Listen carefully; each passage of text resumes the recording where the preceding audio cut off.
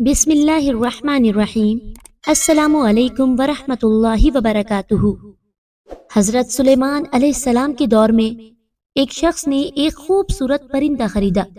وہ جب چہچہاتا تو نہایت دل فریب اور خوش مزاج آواز سے وہ شخص بہت مسرور ہوتا، گویا اس پرندے کی آواز بہت ہی سریلی اور پیاری تھی۔ ایک دن اچانک اس پنجرے کے پاس اسی کے جیسا ایک اور پرندہ آیا اور اپنی زبان میں کچھ باتیں کی اور چلا گیا۔ پنجرے میں موجود پرندہ بالکل خاموش ہو گیا، گویا ایسا ہو گیا جیسے وہ گونگا پرندہ ہے۔ اس کے مالک نے 2-3 دن انتظار کیا مگر پرندہ بالکل خاموش۔ وہ شخص حضرت سلیمان علیہ السلام کی بارگاہ میں اس پرندے کو پنجرے سمیت لایا اور شکایت کی کہ یہ بہت مہنگا پرندہ خریدا تھا، اس کی آواز مجھے مسرور کرتی تھی مگر اب نہ جانے کیا ہوا ہے کہ بولتا ہی نہیں۔ حضرت سلیمان علیہ السلام جو جانور چرند پرند سب کی بولیاں جانتے تھے، انہوں نے اس پرندے سے پوچھا کہ کیا وجہ ہے جو تم خاموش ہو گئے ہو۔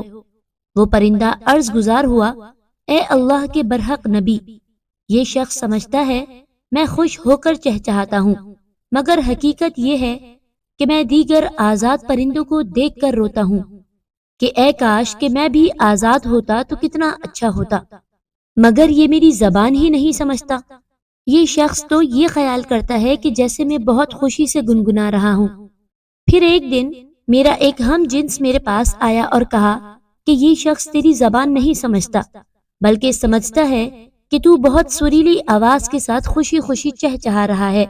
اگر تم اس کی قید سے آزاد ہونا چاہتے ہو تو رونا چھوڑ دو، بولنا فریاد کرنا بھی چھوڑ دو کہ اس پر تمہارے الفاظ اثر ہی نہیں کرتے کیونکہ یہ تمہارے درد کو سمجھ ہی نہیں سکتا۔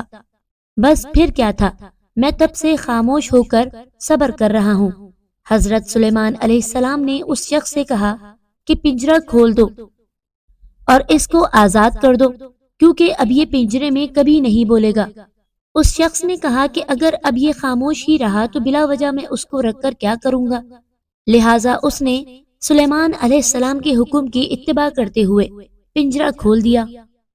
وہ پرندہ فوراً اڑ کر درخت کی شاخ پر بیٹھا اور اس شخص کو دیکھ کر کچھ چہچہا کر اڑ گیا۔ اس شخص نے حضرت سلیمان علیہ السلام سے عرض کی کہ یہ کیا کہہ کر گیا ہے۔ آپ علیہ السلام نے فرمایا کہ اگر تو بھی اپنے غموں اور مصائب سے آزاد ہونا چاہتا ہے تو خاموش ہو جا اور صبر کر، کسی سے کچھ شکایت نہ کر، تو تجھے بھی ایک دن سارے غموں سے نجات مل جائے گی۔